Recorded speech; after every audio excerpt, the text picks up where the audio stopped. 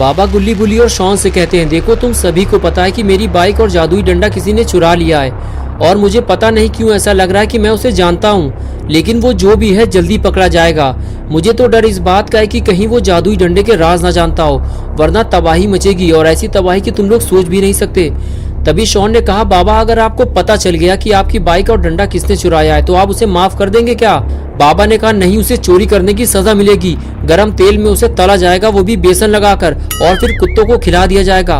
बाबा की ये बात सुनकर शॉन डर गया। अब उसे समझ में नहीं आ रहा कि क्या किया जाए।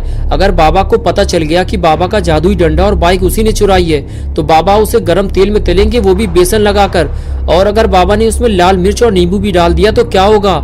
ये सोचकर ही शॉन का दिल घबराने लगा। शॉन बोला, बाबा मेरी तबीयत ठीक नहीं है, मुझे घर जाना है। चलो गुल्ली बुल्ली घर चलते हैं, हम लोग कल आएंगे बाबा के पास। ये बात सुनते ही बाबा ने कहा, एक बात तो मैं तुम लोगों को बताना ही भूल गया। मैं अपनी बाइक और डंडे को ढूंढने के लिए जादुई मंत्र पढ़ने जा रहा हूँ। मुझे ये काम 3 दिन करना होगा और फिर 3 दिन के बाद जादुई डंडा और मेरी बाइक दोनों ही मेरे पास होगी, साथ में वो चोर भी जिसका पकोड़ा बनाया जाएगा, वो भी बेसन लगाकर। इसलिए तुम लोग कोई भी ऐसा काम मत करना जिसकी वजह से तुम लोग किसी बड़ी मुसीबत में फंस जाओ, क्योंकि मैं 3 दिनों तक तुम्हारी कोई मदद नहीं कर पाऊंगा और ना ही तुम लोग मुझे परेशान करना। अब तुम लोग घर जाओ गुल्ली बुल्ली और मुझे अपना काम शुरू करने दो। बाबा की बात सुनकर गुल्ली बुल्ली और शॉन वहाँ से जाने लगे। थोड़ा आगे आने के बाद शॉन ने कहा, अब क्या होगा गुल्ली बुल्ली? बाबा को मेरे बारे में सब पता चल जाएगा और फिर बाबा मेरा क्या हाल करेंगे?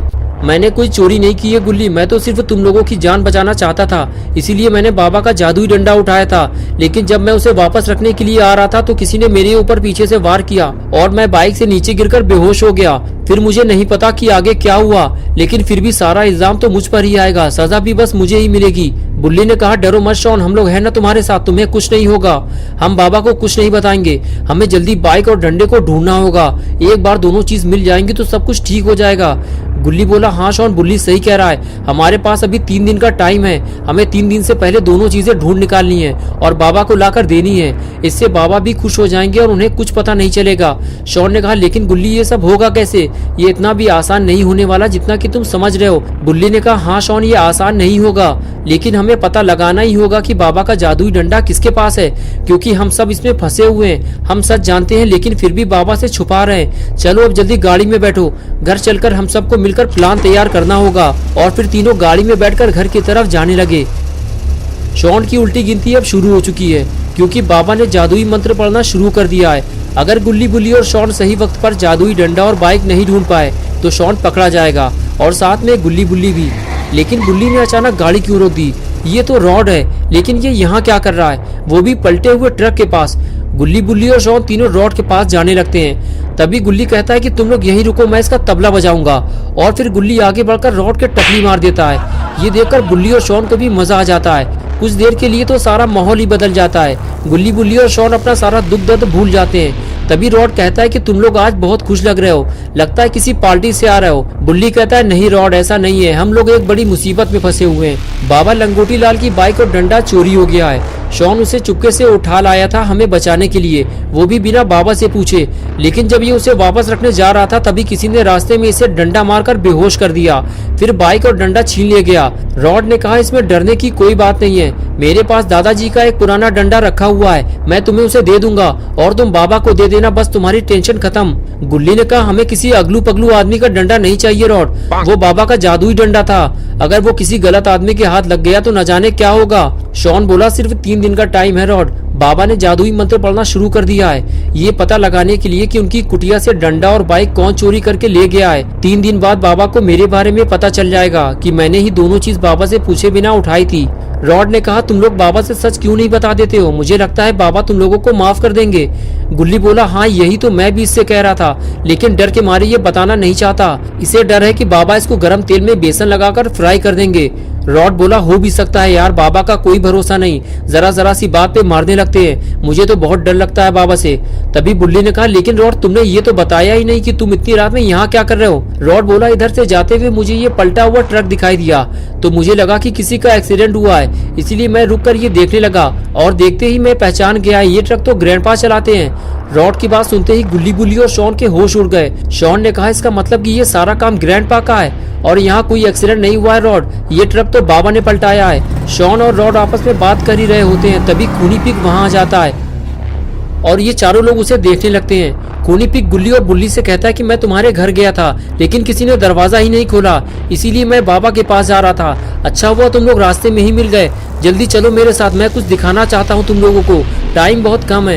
ये कहकर खूनी पिग वहाँ से चला गया, लेकिन खूनी पिग की बातें सुनकर सारे लोग डर गए। खूनी पिग के जाते ही रॉड अपनी वैन में बैठ गया और गुल्ली बुल्ली और शॉन अपनी जीप में, और फिर चारों लोग खूनी पिग के पीछे पीछे चल दिए।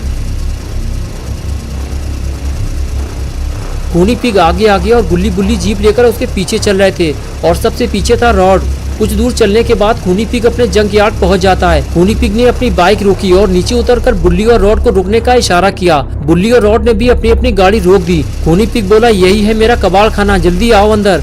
और फिर खूनी पिग अंदर जाने लगा। गुल्ली बुल्ली और शॉन भी रॉड को लेकर अंदर जाने लगे। आज पहली बार गुल्ली बुल्ली और शॉन को पता चला है कि खूनी पिग कबाड़ का काम करता है, लेकिन वो इस कबाड़ खाने में गुल्ली बुल्ली को लेकर क्यों आया है कि तभी खूनी पिग ने इन लोगों को कुछ ऐसा दिखाया जिसको देखते ही इन लोगों के होश उड़ गए। खूनी पिग बोला, तुम लोग इस सुपर बाइक को तो जानते ही होगे, कुछ देर पहले मिस्टर मीट ये बाइक लेकर यहाँ आया था और उसके पास बाबा का जादुई डंडा भी था, और मुझसे कहने लगा इस बाइक को जल्दी अपने जंक यार्ड में कहीं छुपा लो खूनी पिग, बाद में हम इसे बेचकर पैसा आपस में बांट लेंगे, लेकिन ये बात किसी को पता नहीं चलनी चाहिए वरना अंजाम बुरा होगा तुम्हारा, मेरी नजर रहेगी तुम पर। ये कहकर वो यहाँ से चला गया। मैं इसे देखते ही समझ गया था कि ये तो बाबा की बाइक है और ये उसे चुरा कर लाया है। बुल्ली बोला, हाँ ये बाबा की बाइक है खूनी पिग, तुम्हें इसको वापस करना होगा, और अगर तुमने इसे वापस नहीं किया और बाबा को पता चल गया तो फिर समझ लो खूनी पिग तुम्हारी डेड बॉडी कब्रिस्तान या शमशान में मिलेगी। ये सुनकर खूनी पिग बोला, मैं इसे तुम लोगों को नहीं दे सकता वरना मिस्टर मीट मेरी जान ले लेगा। बुल्ली, जाओ बुल्ली, तुम लोग जाकर अब बाबा को लेकर आओ,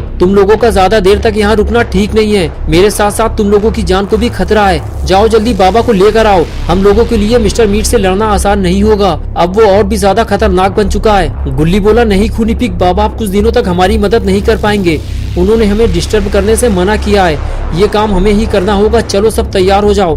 गुल्ली खूनी पिग से बात कर ही रहा था कि तभी अचानक से कुछ आवाज सुनाई दी और रॉड अपना सर पकड़कर बैठ गया और इधर उधर देखने लगा। गुल्ली बुल्ली और शॉन रॉड से पूछने लगे, क्या हुआ रॉड? रॉड ने बताया कि कोई चीज मेरे सर को छूते हुए निकली है। रॉड बता ही रहा था कि तभी दूसरी आवाज ने सबको डरा दिया। रॉड ने कहा, अपनी अपनी जान बचाओ, कोई हम पर गोलियां चला रहा है बुल्ली, लगता है मिस्टर मीट को हमारे बारे में पता चल गया है, जल्दी हमें कहीं छुपना होगा वरना हम सब मारे जाएंगे। ये कहकर रॉड आगे चला गया। गुल्ली बुल्ली और शॉन भी रॉड के पीछे पीछे जाने लगे। इस तरह चारों लोग अपनी जान बचाते हुए ये देखने की कोशिश कर रहे थे कि उन पर गोलियां कौन चला रहा है। तभी शॉन ने कहा, खूनी पिग को क्या हुआ है, वो कुछ बोल क्यों नहीं रहा? और फिर सभी लोग खूनी पिग को देखने लगते हैं। तभी बुल्ली धीरे धीरे खूनी पिग की तरफ आगे बढ़ने लगता है और उसे देखकर गुल्ली और शॉन भी खूनी पिग के पास चले आते हैं। बुल्ली देखते ही समझ जाता है कि खूनी पिग को गोली लगी है। बुल्ली कहता है कि खूनी पिग, तुमने कुछ अच्छे काम भी किए होंगे तभी तुम्हारी जान बच गई है, वरना गोली अगर थोड़ा नीचे रखती तो इस वक्त तुम नर्क में होते। चलो रॉड, हमें इसको जल्दी हॉस्पिटल लेकर चलना होगा वरना अगर ये मर गया तो बेफालतू का खर्चा बढ़ जाएगा। इसे जलाने के लिए लकड़ी और देसी घी का इंतजाम करना पड़ेगा और वो मैं करूंगा नहीं।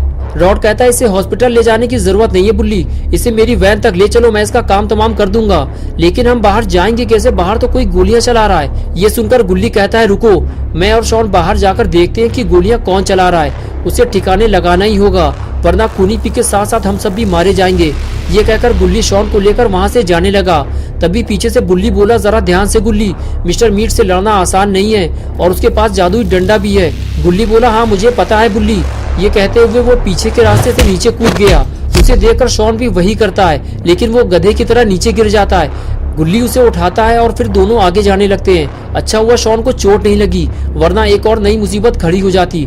गुल्ली और शॉन दोनों इस बात का ध्यान रखते हुए धीरे धीरे आगे बढ़ते हैं कि उनके कदमों की आवाज दुश्मन के कानों तक न पहुंच जाए। आगे आने के बाद दोनों छुपकर देखने लगते हैं कि गोलियां कौन चला रहा है, लेकिन उन्हें कोई दिखाई नहीं देता। बस वहाँ एक अनजान कार खड़ी हुई दिखाई देती है जो पहले वहाँ नहीं थी। शॉन कहता है, वहाँ तो कोई नहीं है, लेकिन वो कार किसकी है? गुल्ली कहता है, लगता है शूटर उसी गाड़ी से आए थे शॉन, वो खूनी पिग को निपटा कर भाग गए हैं, चलो आगे चलकर देखते हैं। और फिर दोनों डरते हुए धीरे धीरे आगे बढ़ते हैं, लेकिन गोलियां चलना बंद हो चुकी हैं। गुल्ली को यकीन हो जाता है कि वो जो भी था शायद वो चला गया है या उसकी गोलियां खत्म हो चुकी हैं, वरना अब तक वो इन दोनों पर फायर कर चुका होता। शॉन कहता है, चलो गुल्ली, हमें वो कार देखनी चाहिए, तभी हमें पता चलेगा कि गोलियां चलाने वाला कौन था। गुल्ली कहता है, नहीं शॉन, अब हमें वापस चलना होगा, हमारे पास टाइम ज्यादा नहीं है, खूनी पिग का इलाज अगर सही वक्त पर नहीं हुआ तो वो मर जाएगा, चलो जल्दी निकलो यहाँ से। ये कहते हुए गुल्ली अंदर जाने लगता है, लेकिन शॉन उसके पीछे नहीं जाता। उसे तो बस उस कार की पड़ी है, वो देखना चाहता है कि वो गाड़ी है किसकी, इसलिए वो अकेले ही उस कार की तरफ आगे बढ़ने लगता है। तो दोस्तों, क्या होगा अब गुल्ली बुल्ली और शॉन का?